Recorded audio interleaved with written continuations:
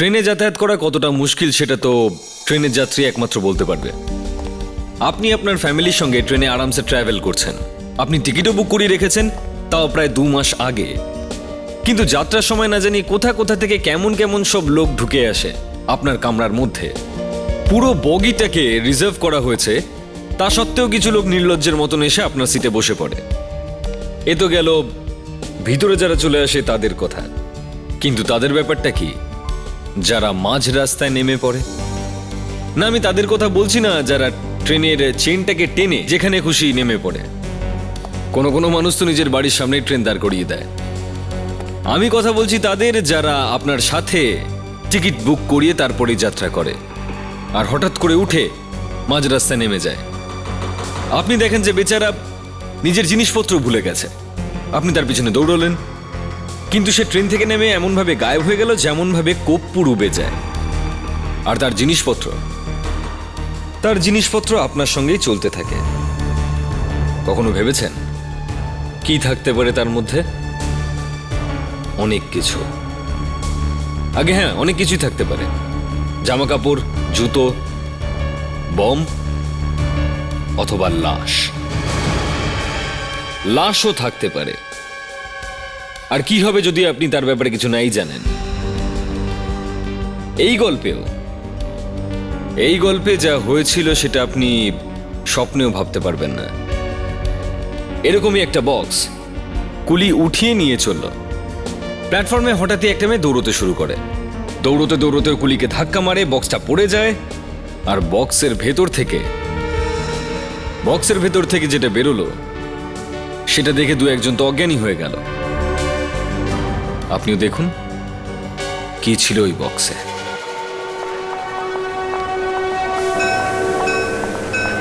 অনুগ্রহ করে শুনবেন, 10:05 গঙ্গাসাগর एक्सप्रेस 1 नंबर प्लेटफॉर्म থেকে ছাড়বে। कृपया ध्यान दें, 10:05 पर Ganga Sagar express 1 number platform से छूटेगी।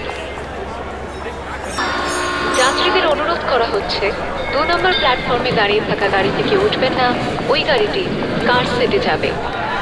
যাত্রীদের উদ্দেশ্যে জানানো হচ্ছে গয়া এক্সপ্রেস নির্ধারিত সময় থেকে 2 ঘন্টা লেট চলছে।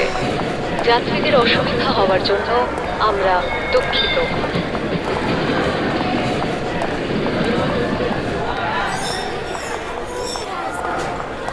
যাত্রীদের উদ্দেশ্যে জানানো হচ্ছে 6 নম্বর প্ল্যাটফর্ম থেকে তিস্তা প্যাসেঞ্জার কিছুক্ষণের মধ্যেই ছাড়বে।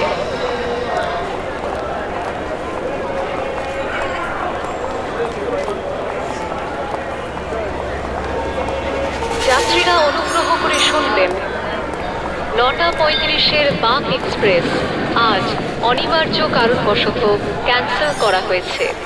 যাত্রীদের অসুবিধা হওয়ার জন্য আমরা দুঃখিত। বাক এক্সপ্রেস সকাল 9:35 পরিবর্তে সন্ধে 7:40 ছাড়বে। যাত্রীদের অসুবিধা হওয়ার জন্য আমরা দুঃখিত। প্ল্যাটফর্ম পরিষ্কার রাখুন, এটি একটি রাষ্ট্রীয় সম্পত্তি। পালিয়ে কত দূর যাবি? হ্যাঁ, চল আমার সাথে চল। আমি কিন্তু চিৎকার করবো, হাতটা ছাড় বলছি। আরে বলার অবস্থায় রাখলে তবে না, মুখ খুললে পড়ে না গুলি করে দেবো। আর তুই কি ভেবেছিস আমার টাকা নিয়ে পালিয়ে যাবি তুই? আর আমি কিচ্ছু করবো না। দে আমার টাকা ফেরত দে। তোর টাকা চাই তো? হ্যাঁ। হাতটা ছাড়। এই নে তোর টাকা।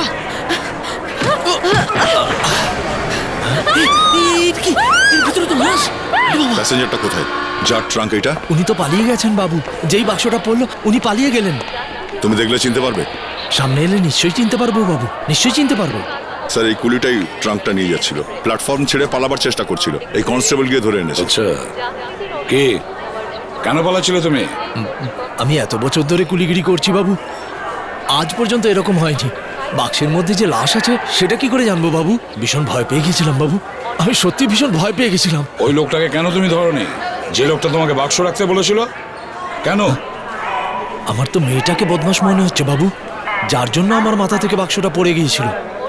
হ্যাঁ। আচ্ছা বিবেক, মেয়েটা এখন কোথায় আছে? হ্যাঁ স্যার, এখানেই আছে। ভেতরে স্টেশন মাস্টার রুমেই বসে আছে। নিয়ে এসো ওকে, তুমি যাও।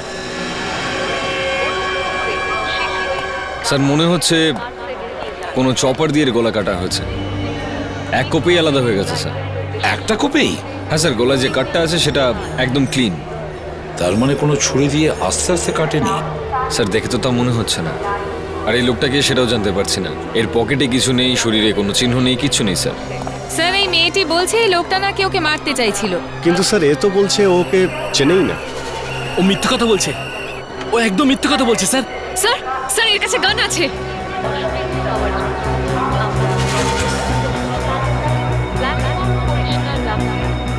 এর কাছে তো গান নেই।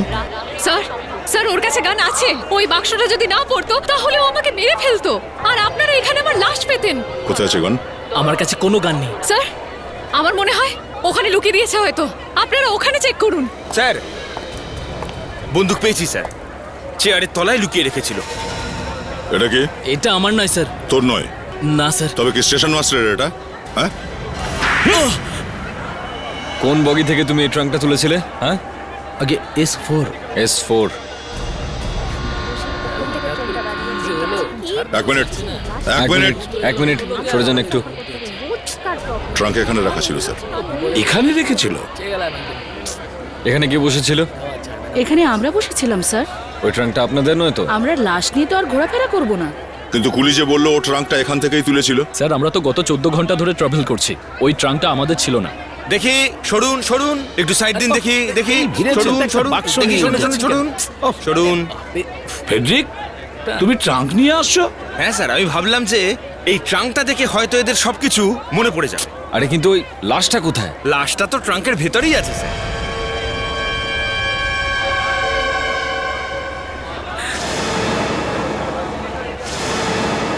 এই ট্রাঙ্কটা তো আমি দেখেছিলাম।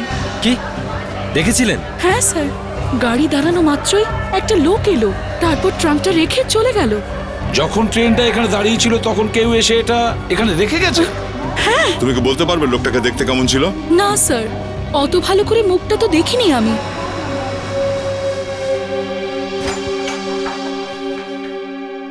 বস, এই যে মাথা কাটা লাশটা পাওয়া গেছে, না তো এ কোনো ক্রিমিনাল আর না তো এ কোনো পুলিশ। এর আঙ্গুলের ছাপ পাওয়া গেছে আমাদের রেকর্ডে? না। এত নির্মমভাবে এর গলা কাটা হয়েছে দেখে মনে হচ্ছে যে এ কোনো ক্রিমিনালই হবে। অভিজিৎ, গুরুজনরা বলেছেন যখনই তুমি কিছু বলবে ভেবে চিনতে বলবে। আরে ডক্টর সালুকে যদি কেসটাকে সলভ করতে হয়, খুনিকে ধরতে হয়, তাহলে তো হাতে হাত রেখে বসে থাকলে হবে না। কিছু না কিছু তো করতে হবে, কিছু না কিছু তো ভাবতে হবে। কি বলেন ডক্টর সারিকা? অভিজিৎ, আমিও কিছু না কিছু করছি। এই বক্সটা দেখো। আচ্ছা, কি আছে বক্সের মধ্যে? বক্সটার বাইরে আছে, এই দেখুন স্যার। ঘাস? হ্যাঁ স্যার, যেখানে এই বক্সটা রাখা হয়েছিল অল্প সময়ের জন্য হলেও ওখানকার মাটি ভিজে ছিল আর ওখানে ঘাস ছিল। বাহ ডক্টর সারিকা, আমি যখনই ফরেন্সিক ল্যাবে আসি না, আমার না খুব ভালো লাগে। এটা দেখে যে আপনি ফরেন্সিক সায়েন্সে কত তাড়াতাড়ি এগিয়ে চলেছেন। বক্সের ভেতরেও কিছু পাওয়া গেছে। বক্সের ভেতরেও? এসো দেখো, কাম।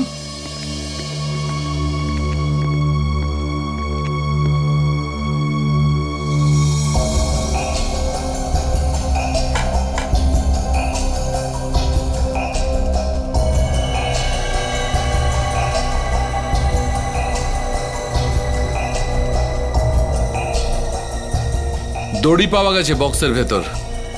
এটা কি দড়ি? না। সেটাই তো, সালুকে সাহেবের মাথাটাই গেছে।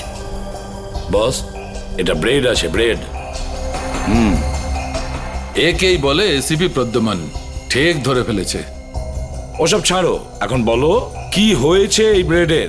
এর দড়ির রোগ আছে, মানে এটা একদম খারাপ হয়ে গেছে। কখনো কখনো বেকারিতে যখন রুটি ভালো করে তৈরি না হয়, কাঁচা থেকে যায়, তখন এই অবস্থা হয়। আর স্যার, এই রোগটা এতটাই বিপজ্জনক যে বেকারি থেকে ওখানকার সমস্ত ব্রেডই ফেলে দিতে হয়, আর যেসব বক্সগুলোর মধ্যে এই ব্রেডগুলো রাখা হয় ওগুলোকেও ফেলে দিতে হয়। ও, তার মানে হলো কোনো বেকারির কর্মচারী ওই বক্সটাকে তুলে বাইরে ফেলে দিয়েছে আর তারপর কেউ ওটার ভেতরে লাশ ভরে দিয়েছে। এক্স্যাক্টলি। ওই বেকারির তো সমস্ত জিনিস ওপরে তুলে রাখা হয়েছিল। বেকারিকে ভালো করে ধুয়ে পরিষ্কার করা হয়েছিল, সব ঠিক করা হয়েছিল। নয়তো বেকারিতে যত রুটি বেঁচেছিল তাতে এই রোগের ব্যাকটেরিয়া এসেছে। আর যদি কেউ ওই রুটিটা খেয়ে ফেলে তো অসুস্থ হয়ে পড়বে। শুধু তাই নয়, কখনো কখনো মরেও যায়। স্যার আমরা এটা তো খুঁজতে পারি যে বেকারি কোনটা। কারণ কথাটা তো কেউ লুকিয়ে রাখতে পারবে না। এ শহরে যতগুলো বেকারি আছে সব চেক করো, খোঁজ নাও যে কোন বেকারি আছে যেটা 3-4 দিন ধরে বন্ধ রয়েছে।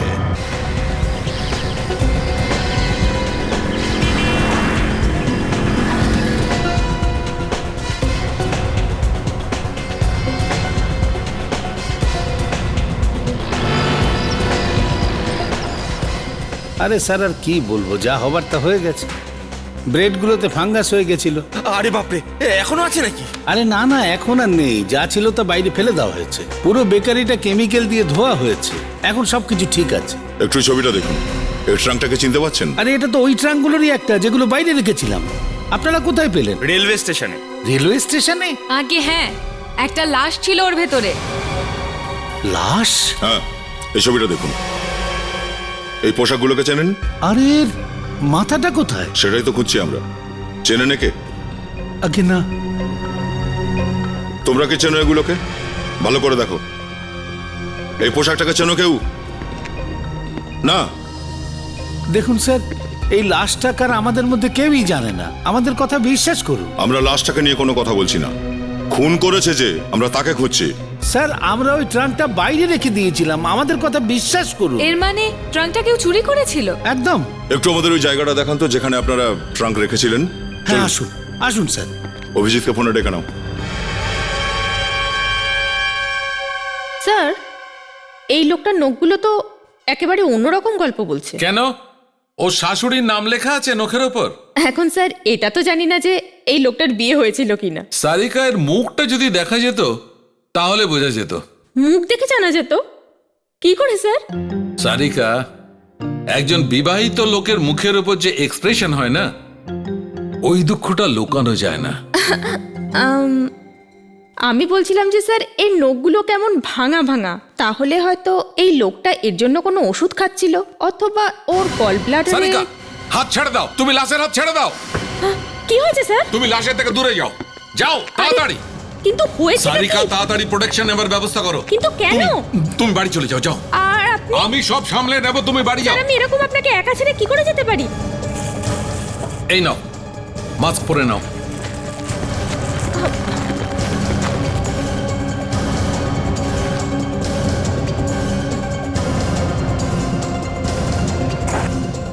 যদি এটা ছড়িয়ে না যায় তাহলে আমরা বেঁচে যাব। চোখ বন্ধ করো।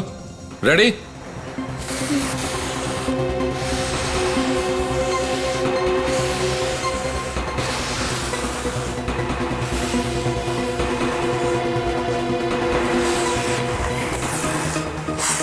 সারিকা, তাড়াতাড়ি এসিপি কে ফোন করো। হ্যাঁ স্যার, কিন্তু স্যার ওনাকে ফোন করে আমি বলবোটা কি? ওকে বলো যে এই মাথা কাটা লাশটার সোয়াইন ফ্লু হয়েছে, সোয়াইন ফ্লু।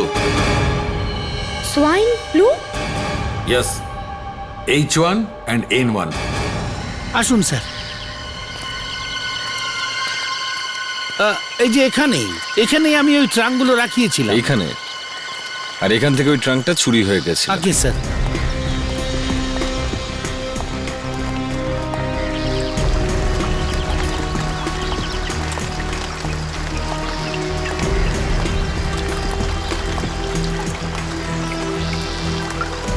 অভিজিৎ,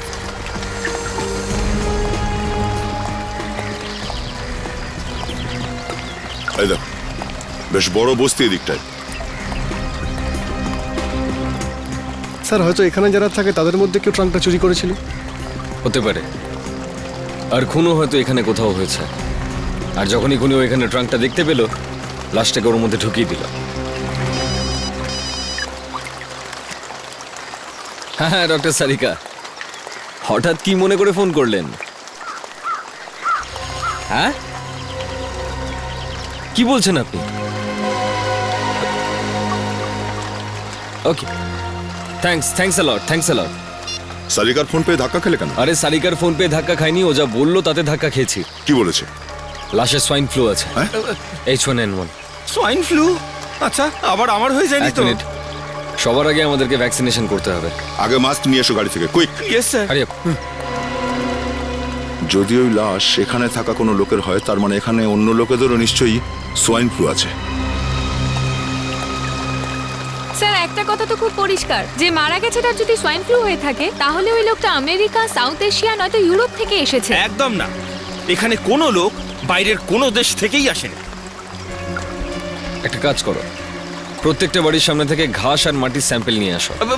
ঘাস আর মাটি? হ্যাঁ, ঘাস আর মাটি। ট্রাঙ্কের উপর থেকে আমরা যে ঘাস আর মাটি পেয়েছি সেটার সঙ্গে ম্যাচ করে দেখা যাবে যে কোন বাড়ির সামনের মাটি ওটা। এরকম হতে পারে স্যার? অবশ্যই, ডক্টর স্যারকে সবকিছু করতে পারেন। স্যার কিন্তু আমি তো শুনেছিলাম ডক্টর সালুকি এক্সপার্ট। আরে সে তো একই ব্যাপার, ডক্টর সালুকিও এক্সপার্ট আর ডক্টর সারিকা। হ্যাঁ, কিন্তু এই যে এই ঘাস আর মাটি সংগ্রহের কাজটা না, এই কাজটা একটু গোপনেই করতে হবে। খুনি যেন কোনোভাবে বুঝতে না পারে যে আমরা এখান থেকে স্যাম্পল সংগ্রহ করছি।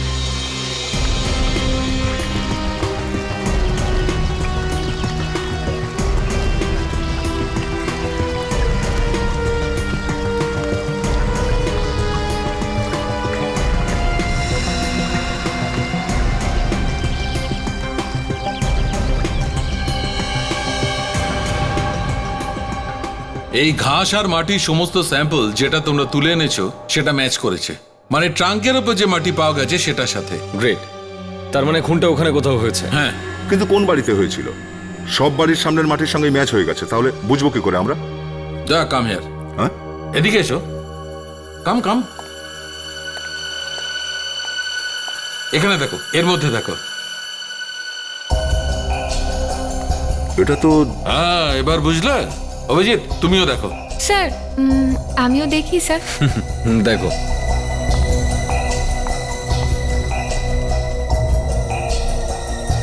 এটার মুখে কি আছে? অভিজিৎ দেখো।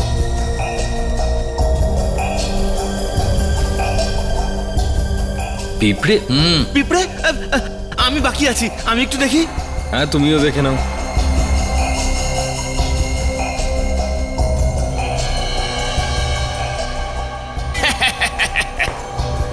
পিঁপড়েগুলো লাড্ডু খাচ্ছে। লাড্ডু খাচ্ছে না ফ্রেডি, মানুষের মাংস খাচ্ছে। এরকম অনেক পিঁপড়ে ওখানে ছিল, আর এই পিঁপড়েগুলো তখন মানুষের মাংস খাচ্ছিল যখন তোমরা ওকে তুলে এনেছো। কিন্তু এটা কার হতে পারে? এই লোকটির। এই ছোট মাংসটির ডিএনএ টেস্ট করেছি, তো লাশটার সঙ্গে ম্যাচ করে গেছে।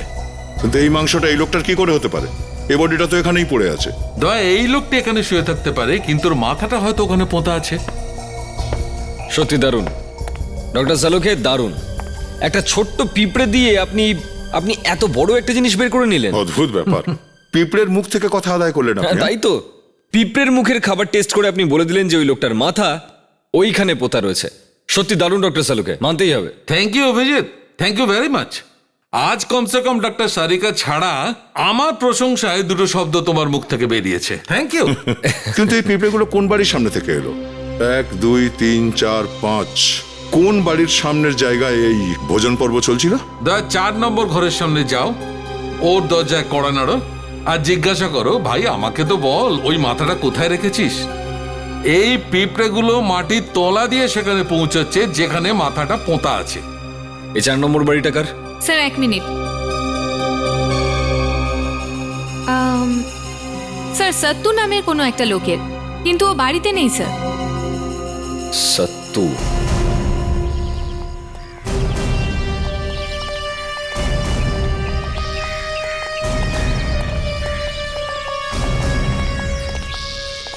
দরজায় তো তালা লাগানো, এ সত্যু গেল কোথায়? তার মানে গন্ডগোল। ফ্রেডি, নাতাশা, তোমরা একটু আশেপাশের লোকজনের কাছে এই সত্তর ব্যাপারে জিজ্ঞেস করো, ততক্ষণ আমরা ভিতরটা দেখি। Okay sir. দয়া, ভেঙে দাও।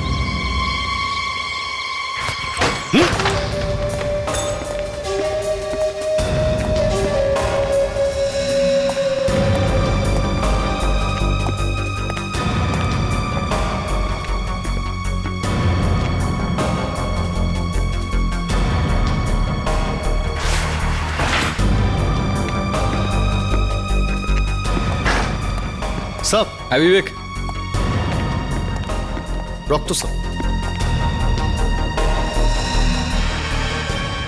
রক্ত? তার মানে মার্ডারটা এই বাড়িতেই হয়েছিল। ভালো করে খোঁজো, এই মাথাটাকে এখানেই পাওয়া যাবে। খোঁজো।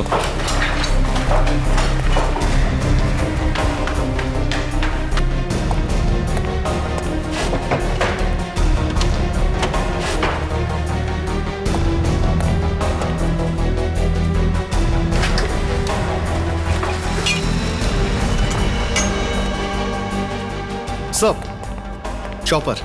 চপার? চপার? প্রথমে চপার দিয়ে লোকটার গলা কেটে নিয়েছে, তারপর ওর লাশটাকে ট্রাঙ্কে ঢুকিয়েছে, আর সবশেষে ট্রাঙ্কটাকে ট্রেনের কম্পার্টমেন্টে ছেড়ে রেখে এসছে। কিন্তু স্যার ওই লোকটার মাথা কিন্তু এখনো পাওয়া যায়নি। পাওয়া যাবে, অবশ্যই পাওয়া যাবে বিবেক। এই বাড়ির সামনের মাটিতে ওই পিঁপড়েগুলোকে পাওয়া গেছে। বাইরে ঘুরে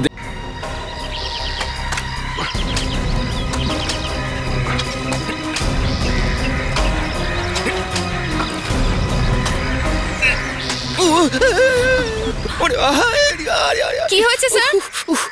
আরে এই পিঁপড়েগুলো কি জানেন আমরা সিআইডির লোক?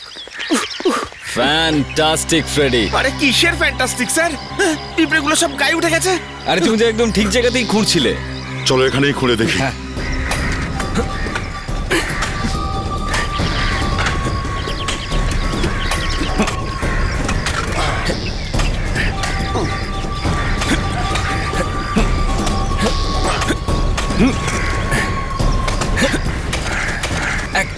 এক মিনিট এই দেখো।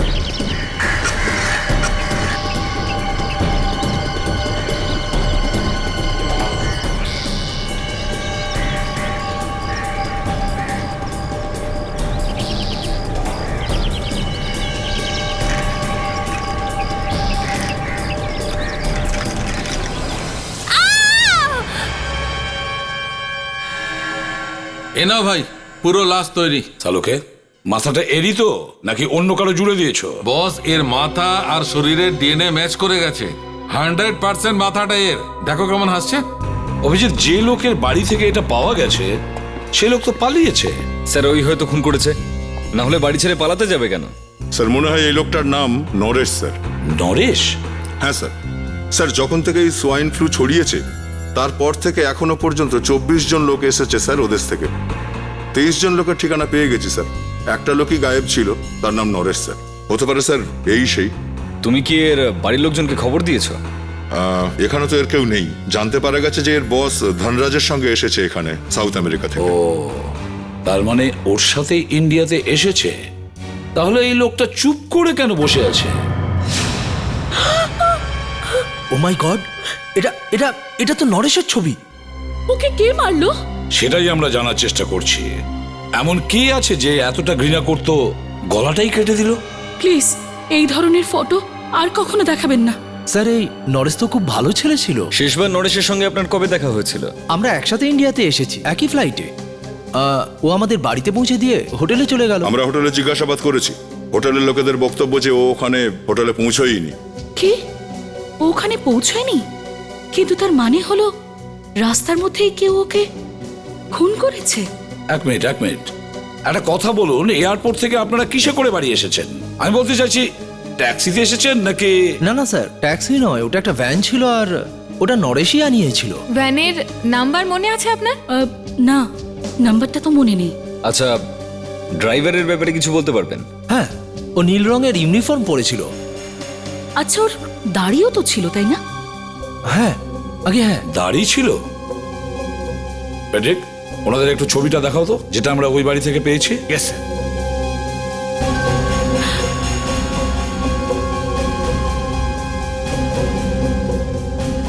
কি হয়েছে? এই লোকটাই নাকি? এটা তো আপনার ছবি, তাই না? আপনার?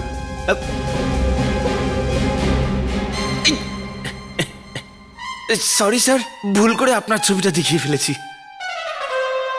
এক মিনিট। হ্যাঁ, এইটা দেখুন। হ্যাঁ হ্যাঁ, এটা সেই ড্রাইভার যে সেদিন আমাদের এয়ারপোর্ট থেকে বাড়ি নিয়ে এসেছিল। এই লোকটা আবার সত্যু নয় তো স্যার? এক্সকিউজ মি স্যার, কি নাম বললেন আপনি? সত্যু? হ্যাঁ, সাত্তু। আচ্ছা, আপনি কি এই নামে কাউকে চেনেন? আগে হ্যাঁ স্যার, এই নামের একটা লোক আগে আমার কোম্পানিতে চাকরি করতো, ওই সাউথ আমেরিকাতে। আরেকবার এই ছবিটাকে একটু দেখুন তো আপনি। এটা ওই সত্যই নয় তো? স্যার দেখে তো মনে হচ্ছে ওই।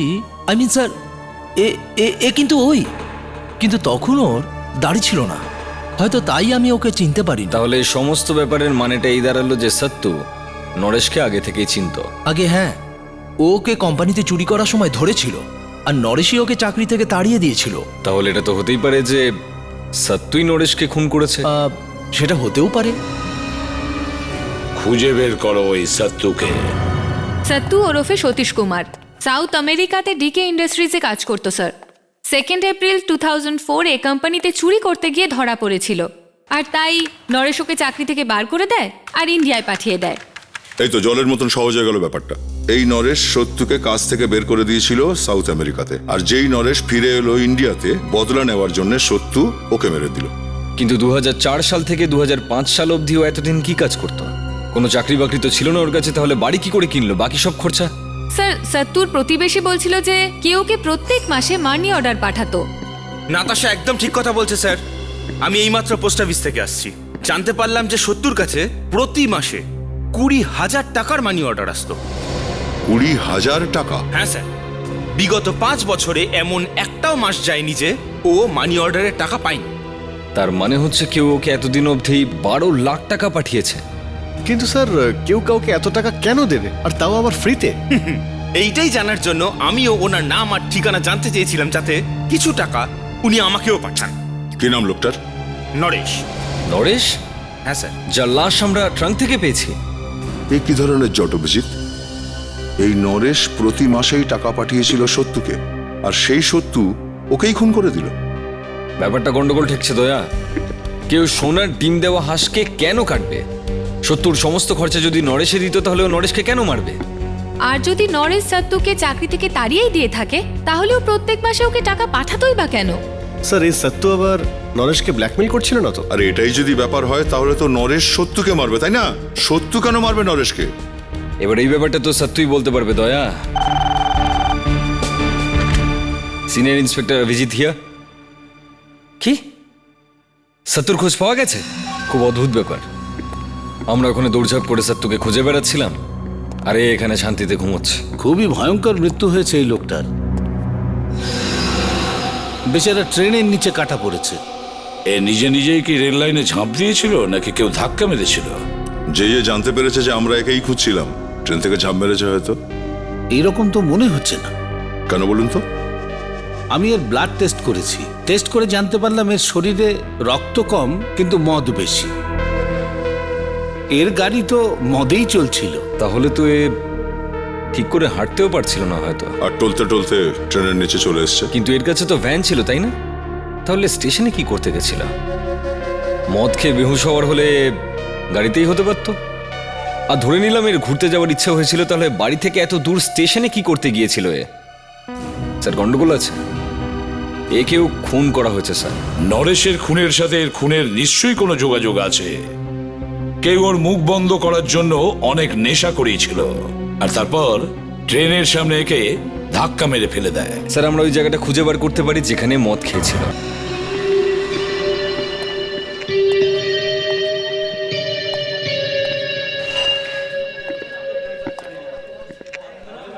শোনো, একে দেখো, চেনো লোকটাকে?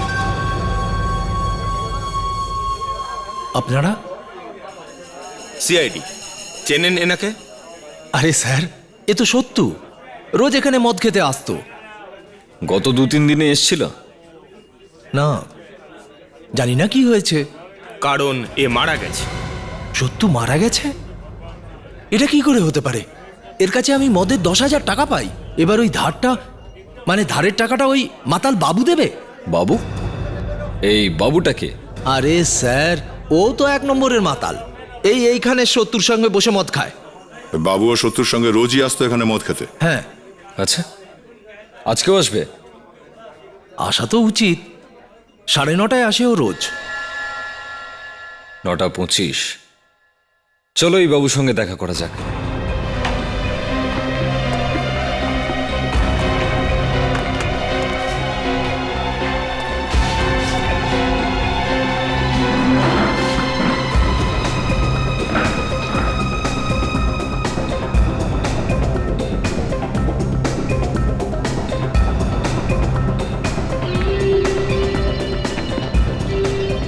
পাচুদা, একটা মালের বোতল দিও তো, আর সঙ্গে সোডা দিও।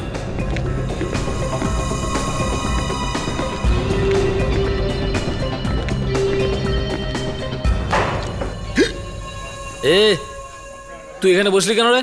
আমার দিকে পারমিশন নিয়েছিস তুই? পাচুদা, দেখো ফালতু ফালতু ঝামেলা করছে। আমি না সালা এখানে একাই বসবো, বুঝলি? চল ফট।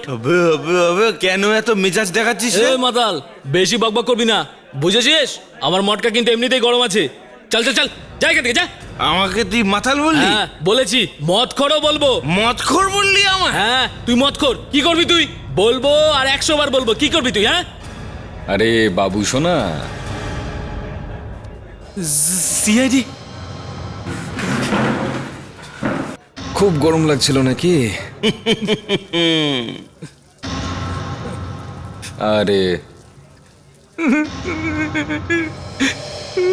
আরে এ তো নদী বইয়ে দিচ্ছে।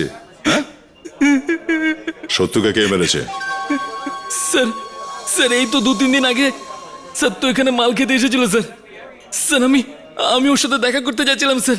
স্যার ঠিক তখনই স্যার ওই দিকটা থেকে একটা লোক এসেছিল স্যার। আর স্যার তো ওই লোকটার সাথে চলে যায় স্যার। হ্যাঁ আমি তো ভেবেছিলাম স্যার যে ওই আমার বন্ধু সত্য হয়তো মাল করে কোনো ব্যবস্থা করেছে স্যার। তারপর জানি না কে ছিল ওই লোকটা।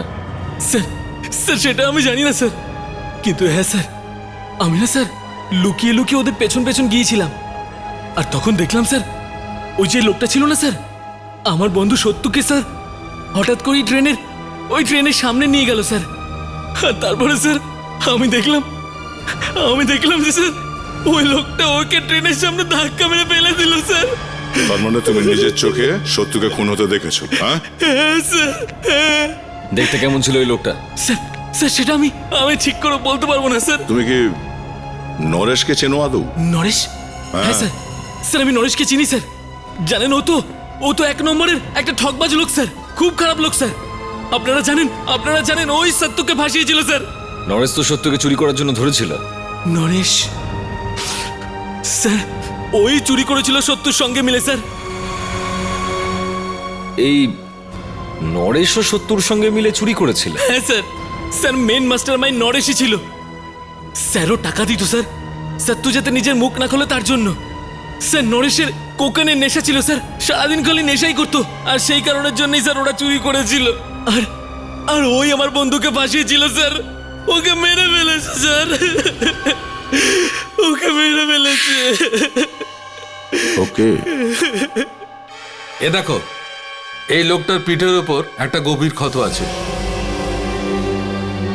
তার মানে স্যার ওই বাবু ঠিক বলছিল, কেউ একে জোরে পিছন থেকে ধাক্কা মারে আর এগিয়ে পড়ে ট্রেনের সামনে।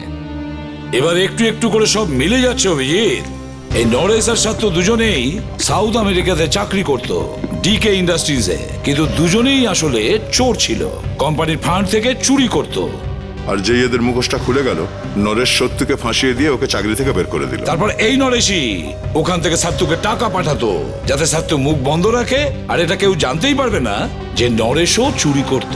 কিন্তু সত্য সেই কথাটা ভোলেনি। ও রেগেছিল কারণ নরেশ ওকে ফাঁসিয়ে ওর জীবনটা নষ্ট করেছিল। সেজন্য যখনই নরেশ ইন্ডিয়াতে ফিরে এলো, সত্য ওকে খুন করে দিল, মাথা কেটে দিল ওর। স্যার যদি নরেশকে সত্তু মেরেছে তাহলে সত্তুকে কে মেরেছে? এমন কোন লোক আছে যে জানতো যে নরেশ কোকেনের নেশা করত? এক মিনিট এটাকে বললো বস যে ওই ছেলেটার কোকেনের নেশা আছে? বাবু বলেছে। আই এম সরি, এই ছেলেটার শরীরে বিন্দুমাত্র কোকেনের চিহ্ন নেই। এই ছেলেটা জীবনে কোনোদিন কোকেন খায়নি। কি? তার মানে বাবু আমাদের মিথ্যে বলেছে স্যার। দয়া হয়তো এই বাবু মিথ্যে কথা বলছে, না হলে এ নরেশই নয়। কিন্তু স্যার এ যদি নরেশ নাই হয়, তাহলে এর বস আমাদেরকে বলতে গেল কেন যে এই নরেশ? এর উত্তর তো ওই দেবে। ও আমাদের কেন বললো যে এই সেই হলো নরেশ?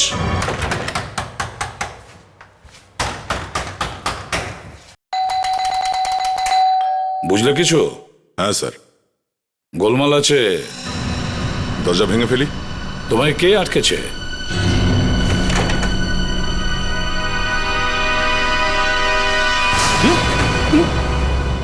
কি ব্যাপার, দরজা ভাঙছেন কেন? দরজা খুলতে যদি আর একটু দেরি করতেন তাহলে আর দরজাটাই খুঁজে আরে পেতেন না। কোথায় ঢুকছেন আপনারা? আরে আপনারা কারা? আরে কি জানি কে এই লোকগুলো। দাঁড়াও, আমি সিআইডি কে ফোন করছি। 1 মিনিট, আমরাই সিআইডি থেকে এসেছি। স্যার, না তো ধনরাজ ভিতরে আছেন আর ওয়াইফ। আরে ওরা তো 2 দিন আগে ওদের বাড়ি বিক্রি করে চলে গেছে। বাড়ি বিক্রি করে চলে গেছে? হ্যাঁ। কোথায় গেছে জানি না, কিন্তু ওরা খুব তাড়াহুড়োর মধ্যে ছিল। আর আমি বাড়িটাও খুব সস্তায় পেয়ে গেছি। হয়তো ওরা বিদেশে চলে গেছে। কি? দা, ওনার ব্যাংকে শিগগিরই ফোন করো। Yes sir. আচ্ছা, কোনো জিনিসপত্র ছেড়ে গেছে ও এখানে? হ্যাঁ, একটা বক্স আছে একটু ওদের। দেখান।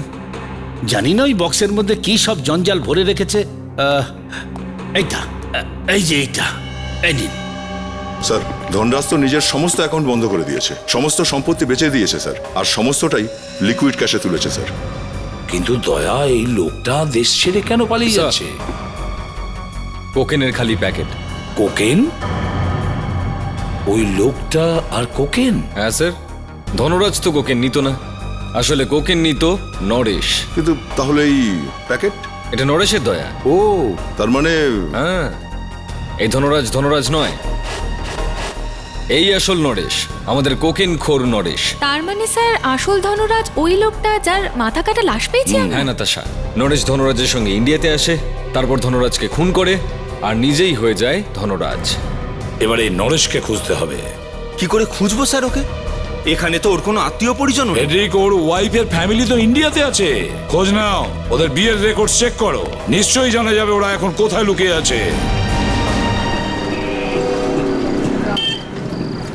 এখানেই আছে ও। ভিতরেই আছে তো কনফার্ম? আছে তো ভেতরেই, টাইম হয়ে গেছে ওর বাইরে আসার।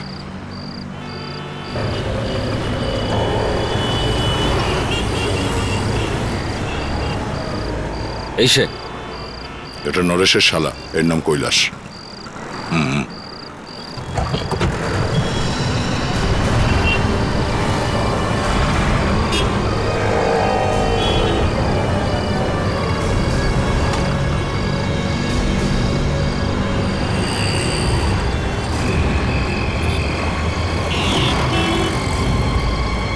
কি হয়েছে কি দাদা?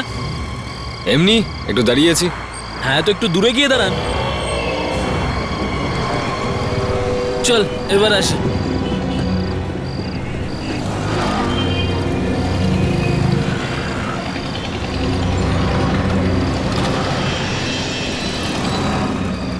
আপনারা কি চান বলুন তো? জামাইবাবু। জামাইবাবু? হ্যাঁ। আমার বিয়ে হয়ে গেছে, তুমি তোমার বোনের জন্য অন্য কোনো পাত্র খোঁজো, ঠিক আছে?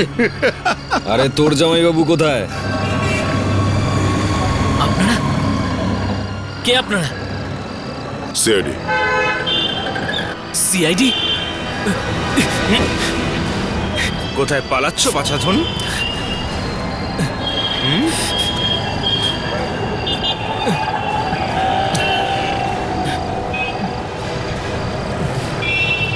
আমি কিছু জানি না স্যার।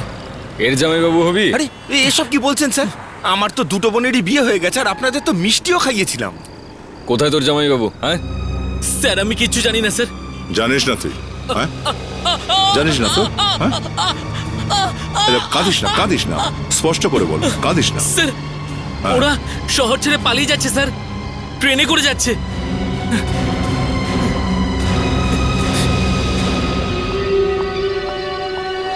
অনুগ্রহ করে শুনবেন, 10টা বেজে আরে আমি তো বুঝতেই পারছি না যে আমরা ট্রেনে কেন যাচ্ছি। তোমার মাথায় এখন কিছুই ঢুকবে না। পুলিশের রেকর্ডে আমি মারা গেছি, এই পাসপোর্ট কোনো কাজে লাগবে না। চলো আরে চলো। নকল পাসপোর্টও তো বানাতে পারো হ্যাঁ নাকি? হ্যাঁ, চেষ্টা তো করছি, অত সহজ নয়। আগে এখান থেকে তো বেরোই। এই তো, যাও ভেতরে যাও, তাড়াতাড়ি তাড়াতাড়ি। 2 নম্বর প্ল্যাটফর্মে দাঁড়িয়ে থাকা গাড়ি থেকে উঠবেন না, ওই গাড়িটি কার সেটে যাবে। জল নিয়ে এসো না, খুব তেষ্টা পেয়েছে। হ্যাঁ, আনছি। এটি একটি রাষ্ট্রীয় সম্পত্তি। জল তো তোমায় আমরা খাওয়াবো, জেলে। কি? সিগন্যাল ড্রাইভারের উদ্দেশ্যে বলা হচ্ছে, সিগন্যাল দেওয়া আছে, প্ল্যাটফর্ম পরিষ্কার রাখা। এটি একটি রাষ্ট্রীয় সম্পত্তি।